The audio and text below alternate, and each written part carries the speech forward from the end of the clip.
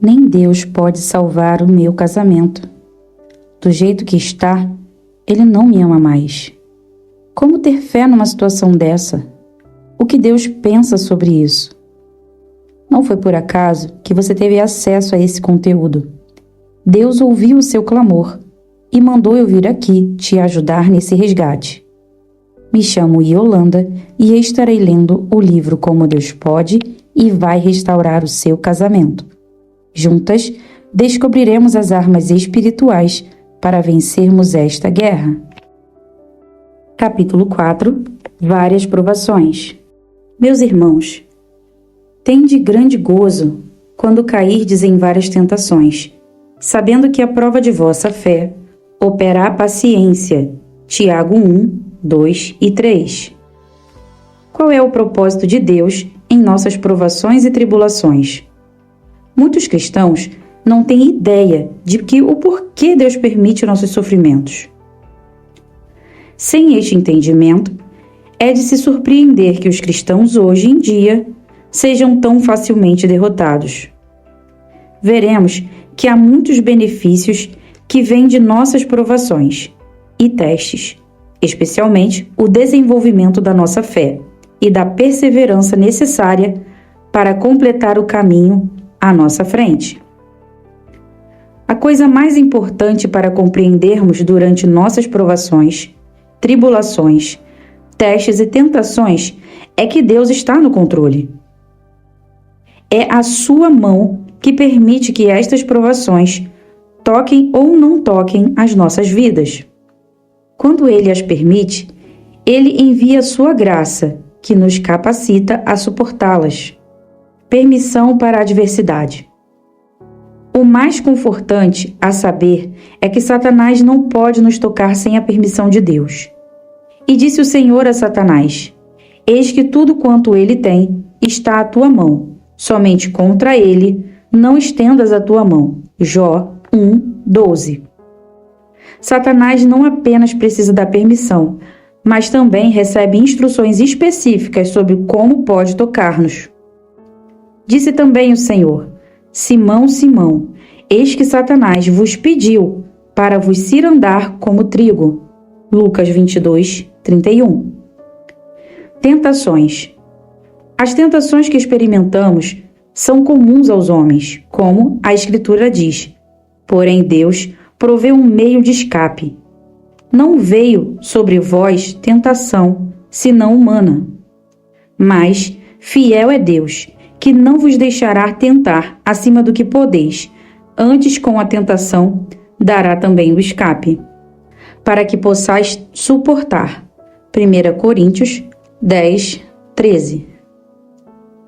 Ele não irá tirá-la do fogo até que esteja desejosa por andar nele, através dele e suportá-lo.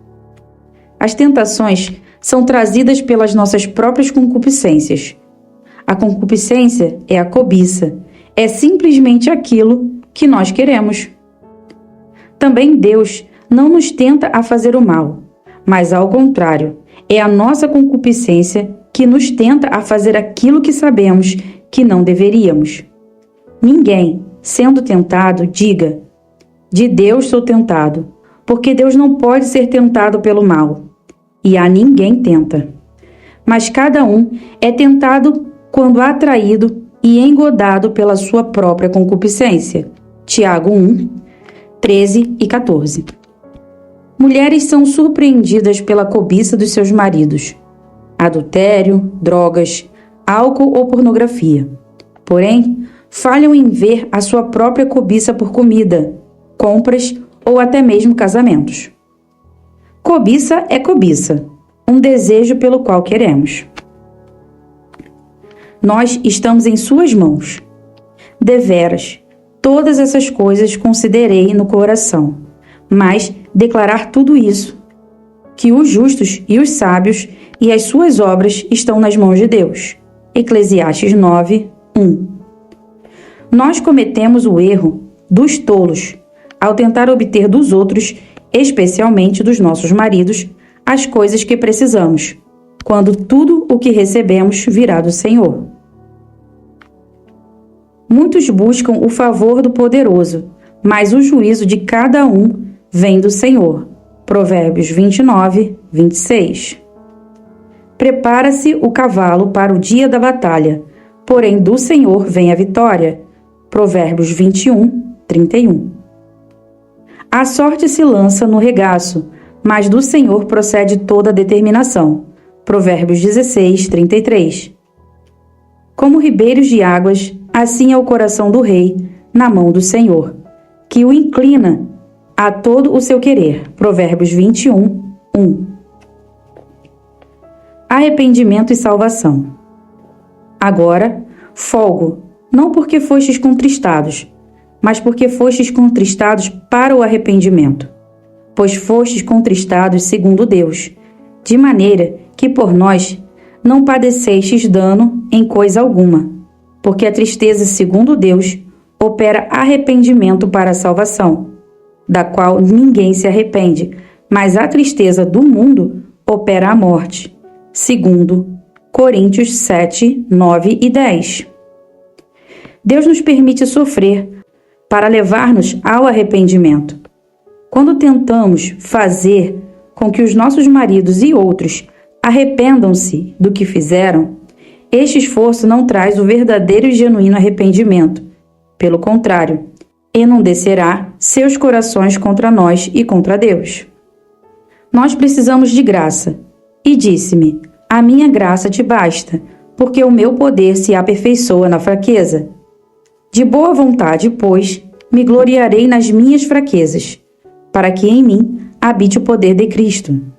Por isso, sinto prazer nas fraquezas, nas injúrias, nas necessidades, nas perseguições, nas angústias por amor de Cristo. Porque quando estou fraco, então sou forte. 2 Coríntios 12, 9 e 10. Você nunca verá restauração enquanto não demonstrar contentamento em suas provações. Maravilhosa graça. Como obtermos a graça que precisamos para passar por nossas tribulações? Através da humildade.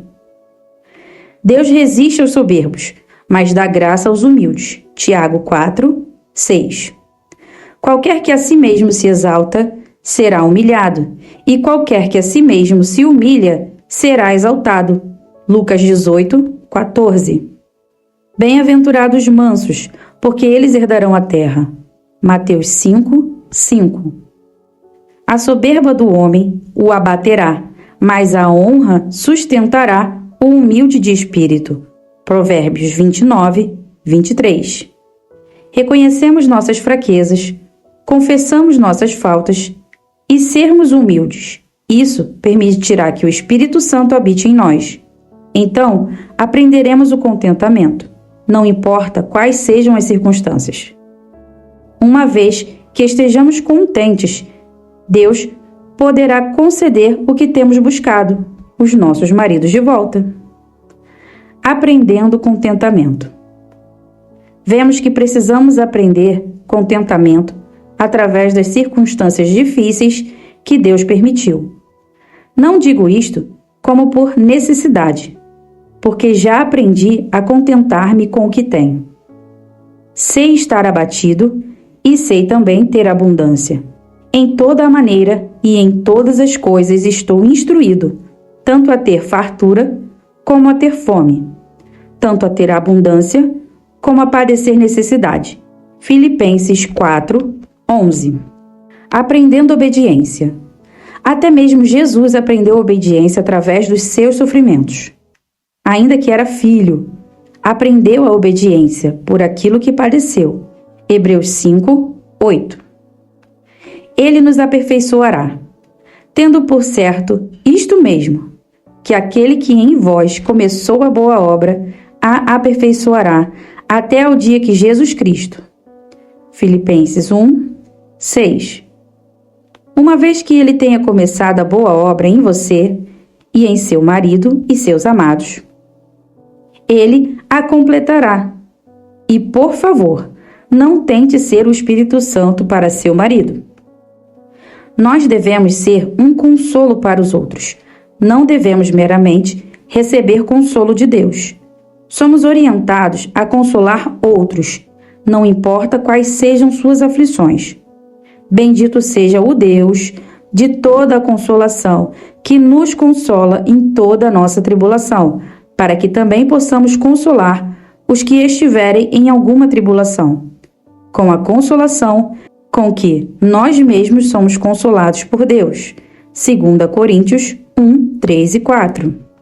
A disciplina de nosso Pai. Muitas vezes nosso sofrimento é disciplina e correção por desobedecermos às leis de Deus. Filho meu, não desprezes a correção do Senhor, e não desmaies quando por ele fores repreendido.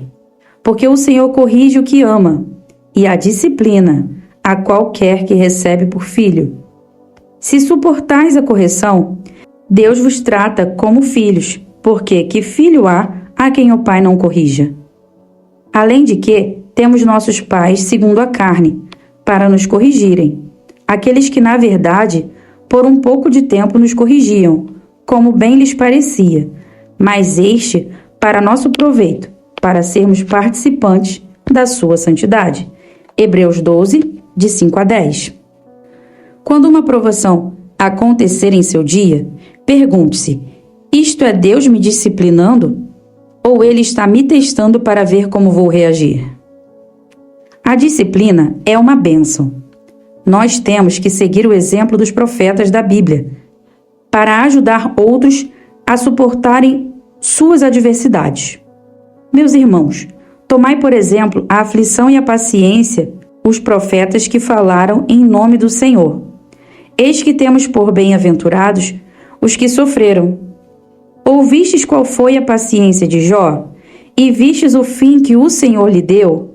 Porque o Senhor é muito misericordioso e piedoso. Tiago 5, de 10 a 11. Para receber uma bênção, quando nos fazem o mal ou nos insultam, temos que suportar o mal e retorná-lo para recebermos nossa bênção. Temos que lembrar que injúrias e males são trazidos para nossas vidas para dar-nos oportunidade de recebermos uma bênção.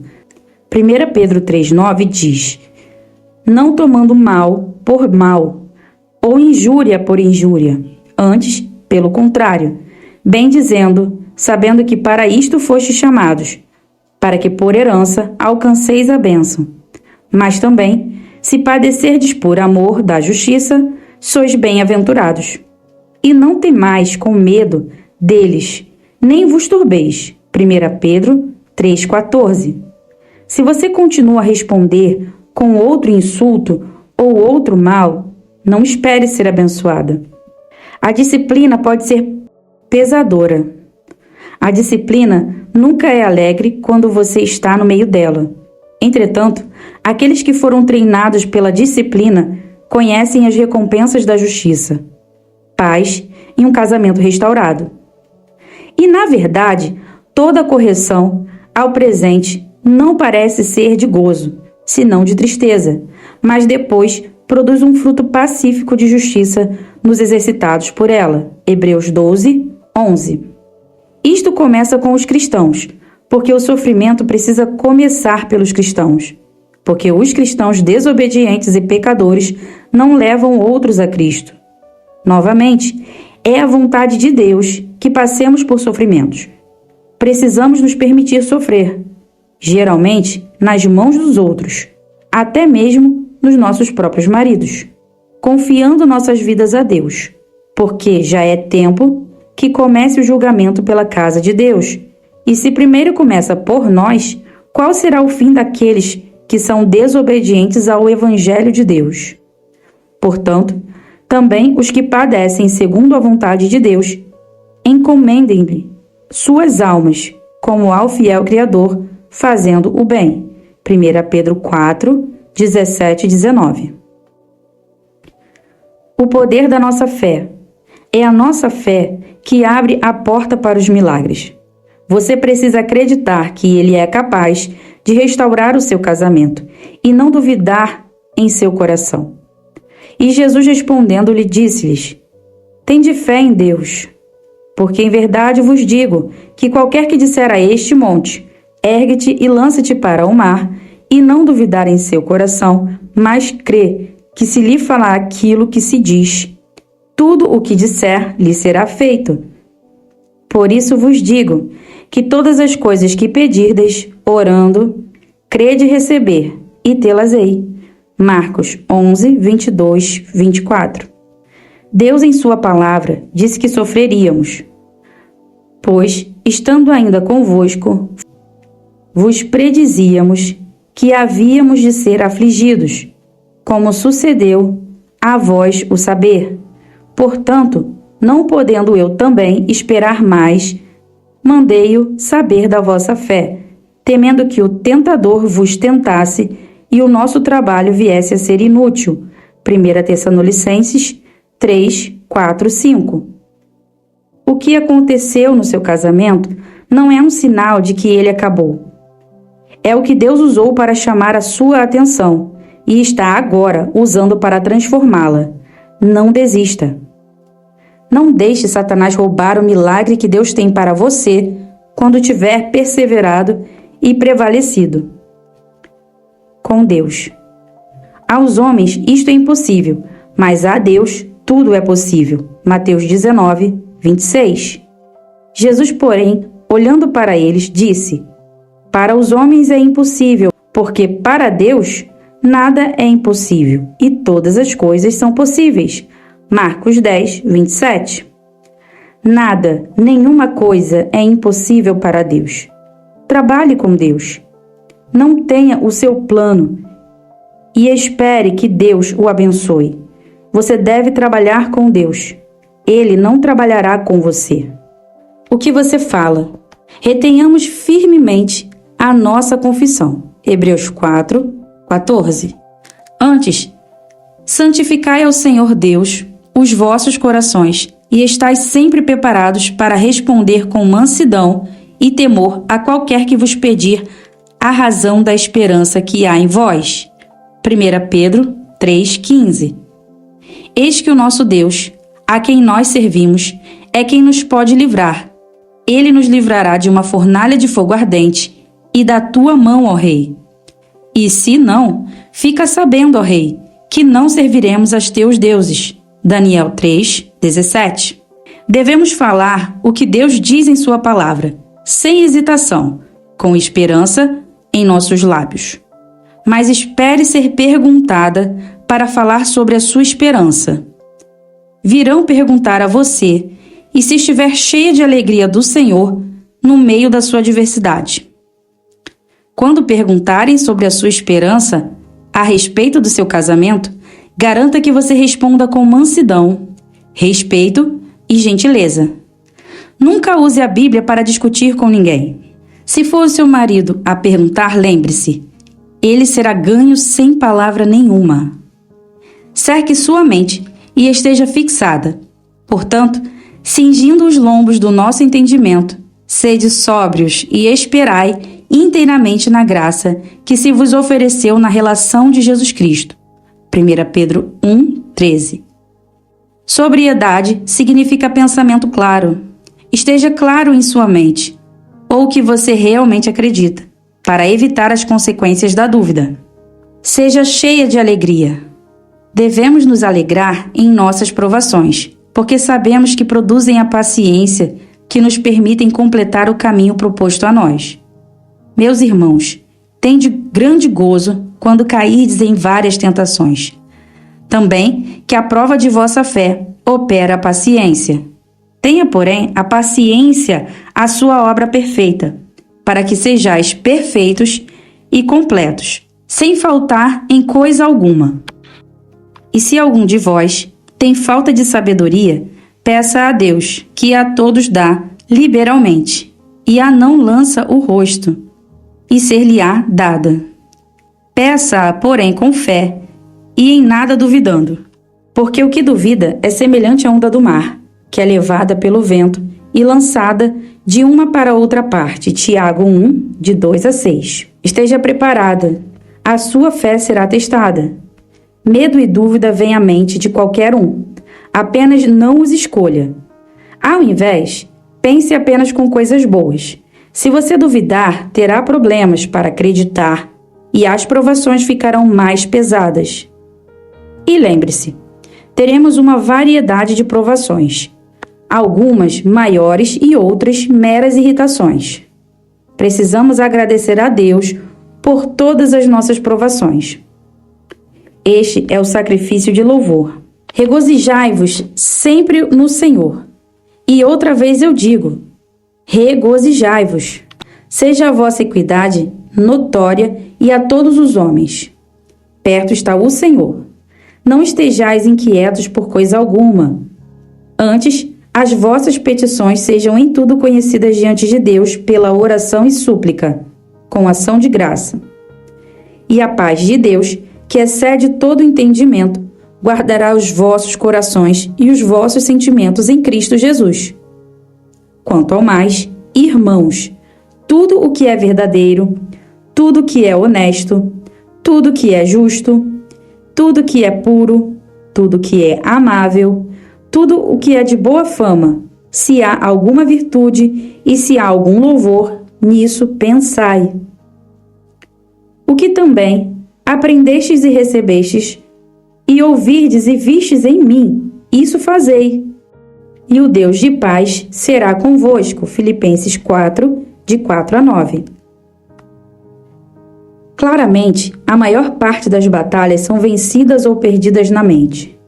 Siga o conselho do Senhor pela paz no meio da provação, para ganhar a vitória sempre sobre ela. Louve ao Senhor no meio dela. Alegre-se pelo que sabe que Ele está fazendo. Então, pense nisto. Fale isto. Ouça somente isto. Muitas vezes, amigos íntimos ligam para dizer o que o seu marido está para fazer. Estes normalmente não são bons relatórios e, frequentemente, não são amáveis, puros ou verdadeiros. Então, não ouça. Fé não é ver. Frequentemente, mulheres escreveram para mim porque estão procurando por sinais de melhoria em seus casamentos ou na atitude dos seus maridos em relação a elas. Você deve lembrar que a Bíblia é muito clara. Fé não se vê. Quando outros perguntam a você sobre a sua situação, responda: louvado seja o Senhor, Deus que está trabalhando. Por isso, não desfalecemos, mas ainda que o nosso homem exterior se corrompa, o interior, contudo, se renova de dia em dia, porque a nossa leve e momentânea tribulação produz para nós um peso eterno de glória muito excelente. Não atentando nós nas coisas que se veem, mas nas que se não veem, porque as que se veem são temporais e as que se não veem são eternas. 2 Coríntios 4, 16, 18. Fé é não ver. Quando você está experimentando o que Paulo chama de leve tribulação, isto pode continuar quebrantando o seu coração e ser muito doloroso. Lembre-se da verdade mais importante. Estas tribulações serão apenas momentâneas. E estas mesmas aflições não são apenas temporárias, são produzindo algo maravilhoso para você. Estão lhe preparando para um novo e maravilhoso casamento. Lembre, o sofrimento é temporário, mas os benefícios durarão pela eternidade. Ora, a fé é o firme fundamento das coisas que se esperam e a prova das coisas que não se veem. Hebreus 11, 1. Fé, não por vista.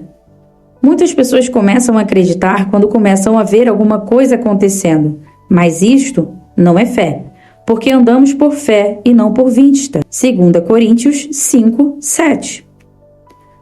Olhando para nossas circunstâncias, quando Pedro olhou para as suas circunstâncias, ele afundou. E você afundará também. Ele disse: vem! E Pedro, descendo do barco, andou sobre as águas para ir ter com Jesus. Mas vendo o vento forte, teve medo, e começando a ir para o fundo, clamou dizendo: Senhor, salva-me! E logo, Jesus, estendendo a mão, segurou e disse-lhe: Homem de pouca fé, por que duvidastes? Mateus 14, de 29 a 31. Para nosso teste. Provavelmente, a lição mais importante em nossa luta por nossas famílias e casamentos é ser capaz de passar no teste, o teste da nossa fé na sua palavra, e não ser influenciada pelas emoções ou falsas declarações feitas por outros. Meus irmãos, tende grande gozo quando cairdes em várias tentações, sabendo que a prova de vossa fé opera a paciência. Tenha, porém, a paciência a sua obra perfeita, para que sejais perfeitos e completos, sem faltar em coisa alguma. Tiago 1, de 2 a 4. Quando você for aperfeiçoada e o seu refinamento completar-se, então verá o seu marido em casa. Provada pelo fogo. Em que vós grandemente vos alegrais, ainda que importa, sendo necessário, que estejais por um pouco contristados, com várias provações, para que a prova de vossa fé, muito mais preciosa do que o ouro que perece e é provado pelo fogo, se ache em louvor, honra e glória na revelação de Jesus Cristo. 1 Pedro 1, 6 a 7. Muitas falharam em seus testes e continuam a andar no deserto como o povo de Israel, porque faltou-lhes fé. Elas murmuraram e queixaram-se, o que levou à rebelião. A prova de sua fé, que é um coração cheio de fé e contentamento em sua circunstância atual, é mais preciosa do que o ouro. Mantenha a fé. Não mude para outro plano quando as coisas ficarem difíceis. Não comprometa o que você começou a fazer. Satanás é conhecido por trazer novas e erradas soluções para nossas provações. Discernir e decidir manter-se no caminho certo é o teste que temos que continuar a passar. Combati o bom combate, acabei a carreira, guardei a fé. Desde agora, a coroa da justiça me está guardada. 2 Timóteo 4, 7 e 8. Se você tem andado com o Senhor por algum tempo e está ficando cansada, peça a Deus para enviar outra mulher que vá ajudá-la a não desistir do seu compromisso. Melhor é serem 2 do que 1, porque tem melhor paga do seu trabalho. Porque se um cair, o outro levanta o seu companheiro. Mas ai do que estiver só, pois caindo não haverá outro que o levante. Também, se 2 dormirem juntos, eles se aquentarão, mas um só, como se esquentará? E se alguém prevalecer contra um, os 2 lhe resistirão. E o cordão de 3 dobras não se quebra tão depressa. Eclesiastes 4, de 9 a 12. Aqui estão alguns exemplos de cordões de 3 dobras encontrados na Bíblia. Moisés, Arão e Ur. Porém, as mãos de Moisés eram pesadas, por isso tomaram uma pedra e o puseram debaixo dele, para assentar-se sobre ela. E Arão e Ur sustentaram suas mãos, um de um lado e outro de outro. Assim ficaram as suas mãos firmes até que o sol se pôs. Êxodo 17, 12. Veja também Sadraque, Mesaque e Abednego. No livro de Daniel, capítulo 3, você, apenas uma amiga e o Senhor são um poderoso cordão de 3 dobras. Referência rápida para provações e tribulações. Deus é o único no controle, não o homem e não o diabo. Primeiro, a justiça vem do Senhor. Provérbios 29, 26. Segundo, a resposta vem do Senhor. Provérbios 16, 1. Terceiro, coração é direcionado pelo Senhor. Provérbios 21, 1. Quarto, suas obras estão nas mãos de Deus. Eclesiastes 9, 1. Quinto, Deus fez isto. Salmos 44, de 9 a 15. Sexto, Deus levanta o vento tempestuoso. Salmos 107, de 1 a 32. E sétimo, Deus removeu o companheiro e amigo. Salmos 88, 18. E que as nossas provações fazem por nós. O poder de Cristo habitará em nós. 2 Coríntios 12, 9 e 10. Nós aprenderemos a estarmos contentes. Filipenses 4, 9. Receberemos uma recompensa. 2 Timóteo 4, de 7 a 19. Não teremos falta de nada. Tiago 1, de 2 a 4. Ele nos capacitará a consolar outros. 2 Coríntios 3, de 1 a 4. Ele aperfeiçoará o que começou em nós. Filipenses 1, de 6 a 13. Nós teremos nossos amados de volta. Filemão 1, 15. Alcançaremos misericórdia. Hebreus 4, 15. Aprenderemos obediência. Hebreus 5, 7 e 8. Produzirão paciência. Tiago 1, 2 e 4. Receberemos a coroa da vida. Tiago 1, 12. Provaremos a nossa fé. 1 Pedro 1, 6 e 7. Seguiremos os passos de Jesus. 1 Pedro 2, 21. Seremos co-participantes de seus sofrimentos. 1 Pedro 3, 13. Seremos aperfeiçoados, confirmados, fortalecidos e estabelecidos. 1 Pedro 5, 10. Peça a Deus por orientação durante cada provação. Confia no Senhor de todo o coração e não te estribes no teu próprio entendimento. Reconhece em todos os teus caminhos e Ele endireitará as tuas veredas. Provérbios 3, 5 e 6. Vamos clamar a Ele por força, chegar-nos mais a Ele no tempo de necessidade. Permitamos a Ele disciplinar-nos, provar-nos e testar-nos. Alegremo-nos sempre em todas as coisas, não apenas nas boas obras, mas também nos problemas que surgem em nosso caminho. Mantenhamos nossa esperança perto de nossos lábios e fiquemos firmes em nossas mentes. Lembremos sempre que é a vontade de Deus, que é que enfrentemos estes tempos difíceis e eles são para o nosso bem. Regozijando-se de terem sido julgados, dignos de padecer afronta pelo nome de Jesus. Atos 5, 41. Se alegrará com o dia futuro. Provérbios 31, 25. E sabemos que todas as coisas contribuem juntamente para o bem daqueles que amam a Deus, daqueles que são chamados segundo o seu propósito. Romanos 8, 28. Compromisso pessoal. Considerar como motivo de alegria quando eu passar por várias provações, baseada no que aprendi na palavra de Deus. Comprometo-me a permitir o teste da minha fé para ajuntar e desenvolver a minha perseverança. E permitirei que a perseverança produza o seu resultado perfeito, para que eu seja aperfeiçoada e completa, não tendo falta de nada. Capítulo 5. Seu primeiro amor.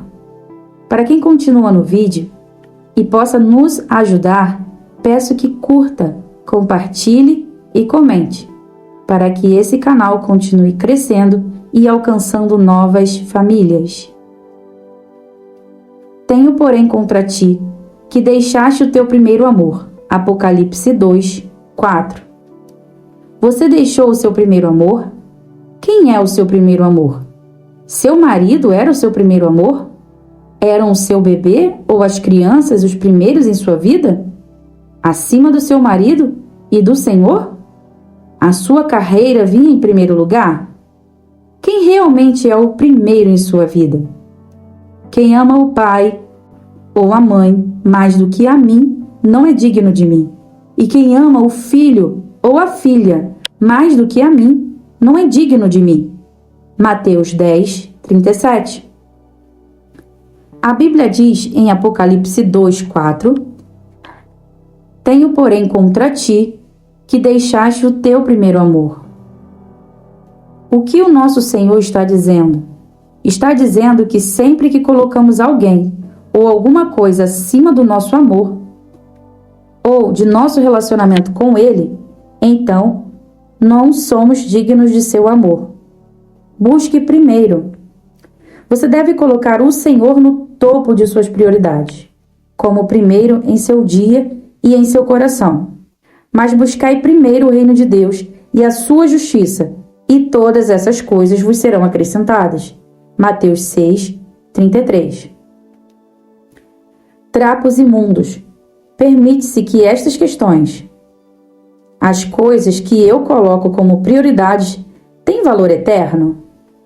O que faço hoje ajudará a ampliar o seu reino? Estou buscando a sua justiça ou tentando exibir a minha própria justiça? Lembre-se, a nossa justiça é como um trapo imundo. Isaías 64, 6. O que acontece quando você põe alguém acima do Senhor? O que ele faz para atraí-la de volta para ele? Se você colocou seu marido acima do Senhor, então foi o Senhor que tirou de você. Alongaste, afastaste de mim os meus conhecidos, puseste-me em extrema abominação. Para com eles, estou fechado e não posso sair. Desviastes para longe de mim, amigos e companheiros, e os meus conhecidos estão em trevas. Salmos 88, 8 e 18. E não coloque a restauração do seu casamento como a prioridade da sua vida. Você deve colocar o Senhor como a prioridade da sua vida. Isto significa que não devemos ligar para o que os nossos maridos querem ou pensam? Devemos ter uma atitude do tipo: servimos ao Senhor e não a você? Deus nos ensina o perfeito equilíbrio em sua palavra. Vós, mulheres, sujeitai-vos aos vossos maridos, como ao Senhor. Efésios 5, 22. Vós, mulheres, estáis sujeitas aos vossos próprios maridos, como convém no Senhor. Colossenses 3, 18.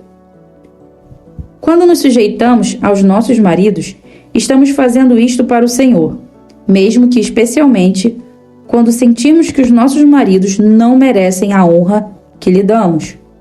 Podemos descansar sabendo que nos submetemos grandiosamente aos nossos maridos pelo Senhor, que merece a nossa submissão a Ele e à sua palavra.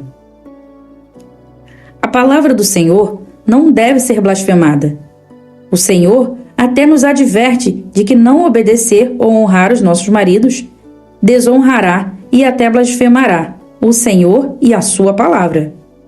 Sujeita-as aos seus maridos, a fim de que a palavra de Deus não seja blasfemada. Tito 2, 5. Agradando ao Senhor.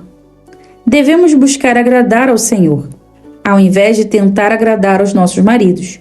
Então, o Senhor nos levará a alcançar favor dos nossos maridos. Sendo os caminhos do homem agradáveis ao Senhor, até aos seus inimigos faz que tenham paz com ele. Provérbios 16, 7. Enganosa é a beleza e vã é a formosura, mas uma mulher que teme ao Senhor, essa sim será louvada. Provérbios 31, 30. Deleita-te também no Senhor, e Ele te concederá os desejos do teu coração. Salmos 37, 4. Obediência ao invés de sacrifícios. Obedecer é melhor do que sacrificar. Eis que o obedecer é melhor do que sacrificar e atender melhor do que a gordura dos carneiros. Porque a rebelião é como o pecado de feitiçaria, e o porfiar é como iniquidade e idolatria. Porquanto tu rejeitaste a palavra de Deus, Ele também te rejeitou a ti.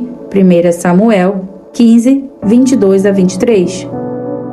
Fazer justiça e juízo é mais aceitável ao Senhor do que o sacrifício. Provérbios 21, 3. Sua aparência externa.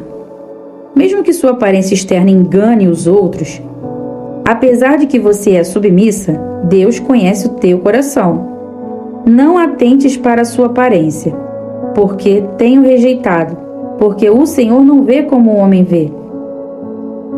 O homem vê o que está diante dos seus olhos, porém o Senhor olha para o coração. 1 Samuel 16, 7. Meu marido e todas as pessoas pensam que eu era uma esposa extremamente submissa. Até eu estava enganada. Mas Deus sabia que ser abandonada era tudo o que eu precisava. Há uma história de um garotinho cujo pai continuamente pedia que ele se sentasse. Finalmente, o garotinho se sentou e o pai sorriu. Mas o garoto logo exclamou: "Posso estar sentado exteriormente, mas dentro de mim estou de pé." Muitas vezes estamos de pé em nosso interior. Muitas vezes, depois que faz o certo e segue o plano do seu marido, você exclama: "Mas eu não concordo." Ou na sua atitude diz a ele que você não concorda. Você já fez isso? Este tem sido seu tipo de imitação, de submissão a seu marido? Você também colherá o que tiver plantado. Se você foi rebelde com seus pais antes de se casar, provavelmente continuará a ser rebelde com seu marido. Para completar, você casou com um rebelde. E agora, seu marido se tornou ainda mais rebelde do que quando vocês se casaram, justamente como você. Ele agora se rebela contra toda a sabedoria e levou esta sabedoria tão longe ao ponto de rebelar-se contra o seu compromisso de ser fiel a você. Nada é impossível, porque o marido descrente é santificado pela mulher. 1 Coríntios 7, 14. Sim, é verdade. Obedeça agora e observe enquanto Deus santifica seu marido. Isto parece estranho? Parece impossível, porque ele é muito mau? É porque vocês são uma só carne. Assim, não são mais dois, mas uma só carne. Mateus 19, 6. Todavia, nem o homem é sem a mulher, e nem a mulher sem o homem no Senhor. 1 Coríntios 11, 11. Pode a metade de um copo ir em uma direção, enquanto a outra metade vai em outra direção?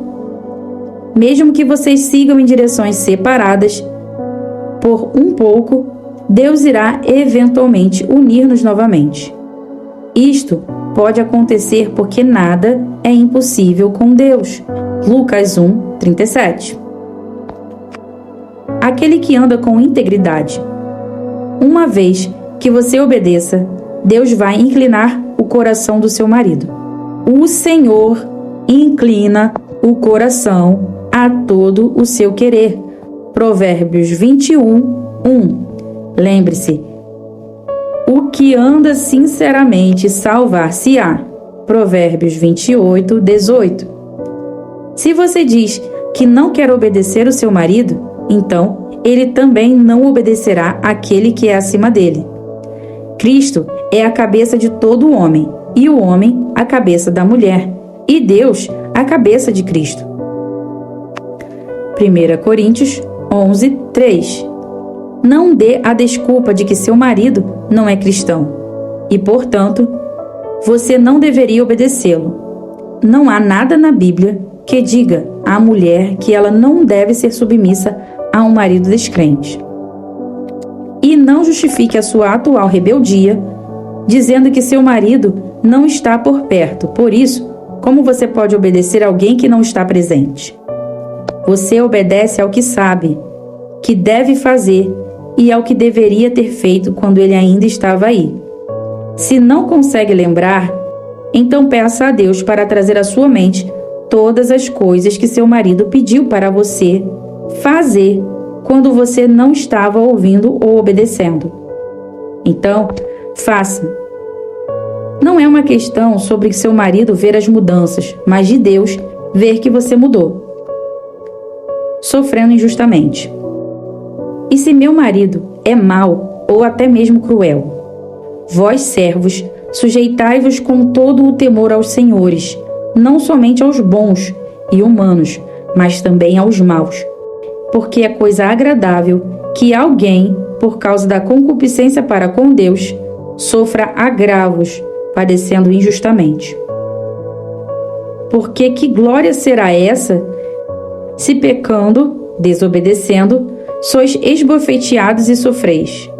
Mas, se fazendo o bem, sois afligidos e sofreis pacientemente, isto é agradável a Deus. 1 Pedro 2, 18, 20. A palavra diz que nós, mulheres, temos um exemplo no Senhor e em sua vida. Ele nos pede para andarmos em seus passos, como veremos abaixo. Mulheres, abandone o espírito de rebelião. Eu não sou jovem e fico imaginando como eu pude viver tanto tempo confiando em meu próprio entendimento. Eu pensava de uma forma errada e não sabia disso.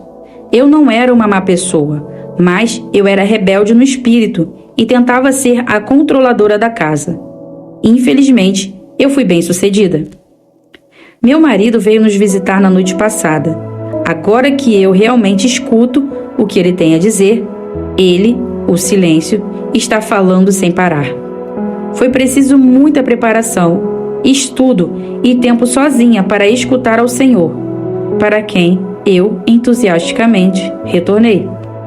Senhoras, o que nós lemos no RM1 pode inicialmente parecer estranho. Se nós tivermos um espírito de rebelião, nós precisaremos lidar com isso primeiramente. Eu agora levo minhas questões a Deus, então é muito mais fácil lidar comigo agora. Depois do que aconteceu, meu marido me oferece sugestões que eu nunca tinha pensado antes e ajuda, ele que era sempre retraído. Eu sei que o Senhor está sorrindo. Se você me ama, obedeça. Depois de você colocar a Deus em primeiro lugar em sua vida e começar a obedecer àqueles em autoridade sobre você, deve então se afastar da falsa doutrina que diz que você foi salva pela graça. Então, está tudo bem em pecar, porque não está mais debaixo da lei. Vamos pesquisar as Escrituras. Suas obras negam ao Senhor? Confessam que conhecem a Deus, mas negam-no com as obras, sendo abomináveis e desobedientes e reprovados para toda a boa obra. Tito 1:16. Você faz o que sua palavra diz? E por que me chamais Senhor, Senhor, e não fazeis o que eu digo? Lucas 6:46. Que diremos, pois? Permaneceremos no pecado para que a graça abunde? De modo nenhum. Nós, que estamos mortos para o pecado, como vivemos ainda nele? Pois que pecaremos porque não estamos debaixo da lei, mas debaixo da graça. De modo nenhum. Romanos 6:1, 2 e 15. Fé sem obras é morta. Meus irmãos, que aproveita se alguém disser que tem fé e não tiverdes as obras? Porventura, a fé pode salvá-lo? Porque assim como o corpo sem espírito está morto, assim também a fé sem obras é morta. Tiago 2, 14 e 26. As boas obras são os frutos de nossa salvação. Estas são as perguntas que você deve fazer a si mesmo. Minhas obras negam que sigo a Jesus? A graça me concede permissão para pecar? Devo, como uma crente, produzir boas obras? Eu nunca o conheci. Muitos acreditam que você pode viver do jeito que quiser e então entrar no paraíso quando morrer. Isto é verdade? Muitos me dirão naquele dia: Senhor, Senhor, não profetizamos nós em teu nome? E em teu nome não expulsamos demônios? E em teu nome não fizemos muitas maravilhas? E então lhes direi abertamente: nunca vos os conheci. Apartai-vos de mim, vós que praticais a iniquidade. Mateus 7, 22 e 23. Portanto, a resposta é não. Confesse seus pecados. Se esta é a mentalidade que você tinha antes de ler essas palavras bíblicas, faça como a Bíblia diz: confessai as vossas culpas uns aos outros e orai uns pelos outros para que sareis. Tiago 5:16. Obediência à sua palavra. Busque sabedoria. A sabedoria clama lá fora, pelas ruas levanta sua voz. Às esquinas movimentadas ela branda. Nas estradas das portas e nas cidades profere as suas palavras. Até quando, ó simples, amareis a simplicidade? E vós, escarnecedores, desejarei os escárnio. E vós, insensatos, odiareis o conhecimento. Atentai para a minha repreensão, pois eis que vos derramarei abundantemente do próprio Espírito, e vos farei saber as minhas palavras. Provérbios 1, 20, 23. Entretanto, porque eu clamei e recusastes, e estendi a minha mão, e não houve a quem desse atenção, antes rejeitastes todo o meu conselho, e não quisestes a minha repreensão, também, da minha parte, eu me rirei na vossa perdição, e zombarei em vosso temor. Vindo o vosso temor como assolação, e vindo a vossa perdição como uma tormenta, sobrevirá a vós aperto e angústia. Provérbios 1, 24 e 27. Então clamarão a mim, mas eu não responderei. De madrugada me buscarão, porém não me acharão. Porquanto odiaram o conhecimento e não preferiram o temor do Senhor. Não aceitaram o meu conselho e desprezaram toda a minha repreensão. Portanto, comerão do fruto do seu caminho e fartar-se-ão dos seus próprios conselhos. Porque o erro dos simples os matará e o desvario dos insensatos o destruirá. Mas o que me der ouvidos habitará em segurança e estará livre do temor do mal. Provérbios 1, 28, 33. Busque a sabedoria. A obediência vem do coração. Obedecestes de coração a forma da doutrina a que fostes entregues. Romanos 6, 17. E novamente, porque o Senhor não vê como o homem vê, pois o homem vê o que está diante dos olhos, porém, o Senhor olha para o coração. 1 Samuel 16, 7. A obediência necessita de teste. Amados, não estranheis a ardente prova que vem sobre vós para vos tentar. 1 Pedro 4, 12. A obediência purifica sua alma, purificando as vossas almas pelo Espírito na obediência e na verdade. 1 Pedro 1, 22. A obediência dá testemunho de quem seu Pai é. Mas isto lhes ordenei, dizendo: dai ouvidos à minha voz, e eu serei o vosso Deus, e vós sereis o meu povo. Andai em todo o caminho que eu vos mandar, para que vos vá bem. Mas não ouviram, nem inclinaram seus ouvidos, mas andaram nos seus próprios conselhos, no propósito do seu coração malvado. E andaram para trás e não para adiante. Jeremias 7, 23, 24. Sua desobediência louva o ímpio. Os que deixam a lei louvam o ímpio, porém, os que guardam a lei contendem com eles. Provérbios 28, 4. As orações dos desobedientes não são ouvidas.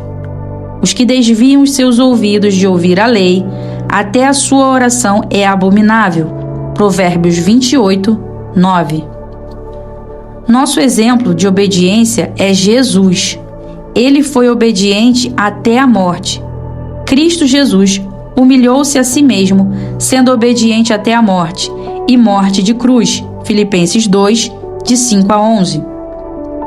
Ainda que era filho, aprendeu a obediência por aquilo que padeceu. Hebreus 5, 5, de 7 a 10.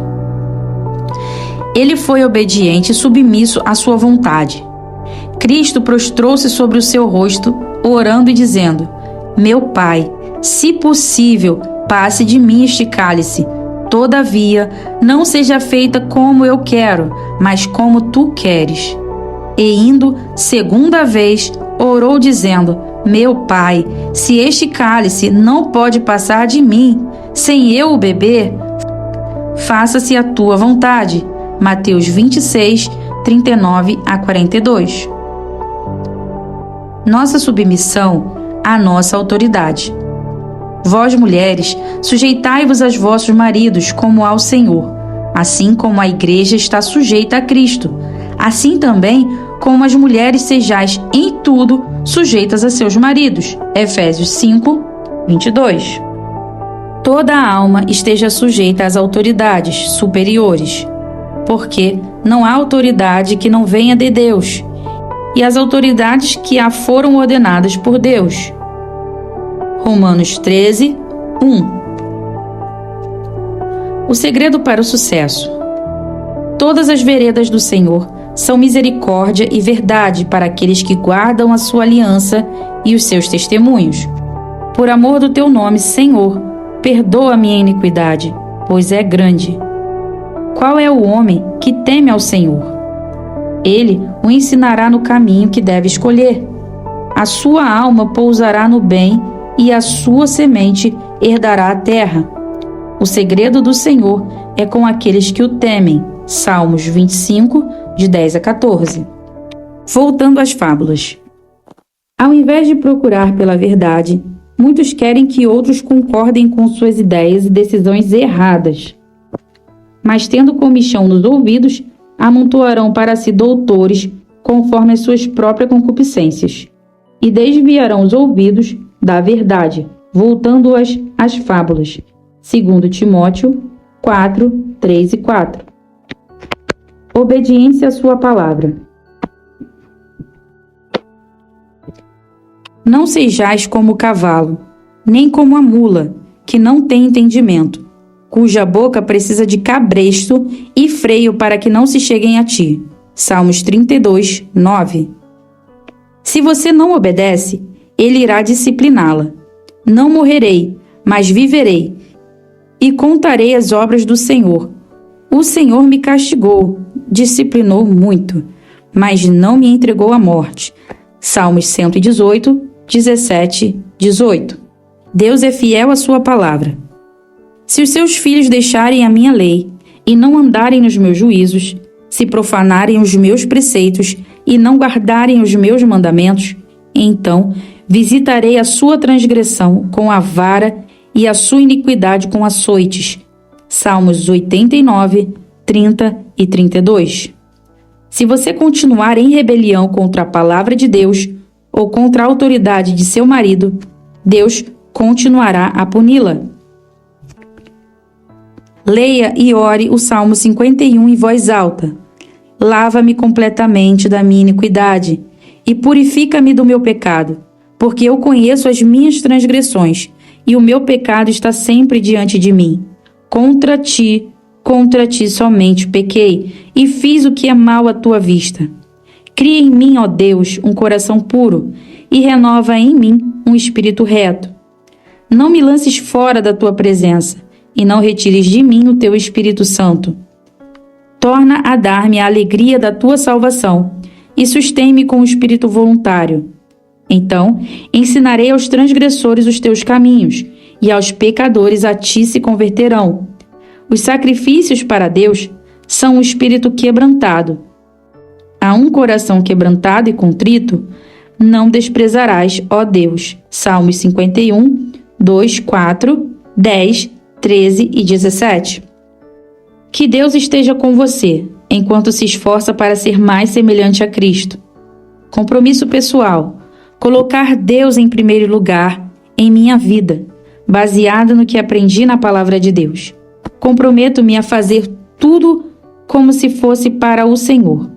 Vou mostrar ao Senhor meu comprometimento, a Ele a minha obediência à sua palavra ao submeter-me àqueles que estão em autoridade sobre mim, especialmente meu marido. Se essas palavras tocaram em seu íntimo, ao ponto de enxergar pontos positivos, pontos de melhora, e você concorda que a palavra de Deus é o melhor remédio, é o melhor socorro e a melhor instrução para salvar um casamento, compartilhe também com alguém que precise. Essas palavras podem ajudar um casamento falido e uma família destruída. Seja usado pelo Espírito Santo de Deus para compartilhar palavras que possam restaurar o casamento também de outra pessoa.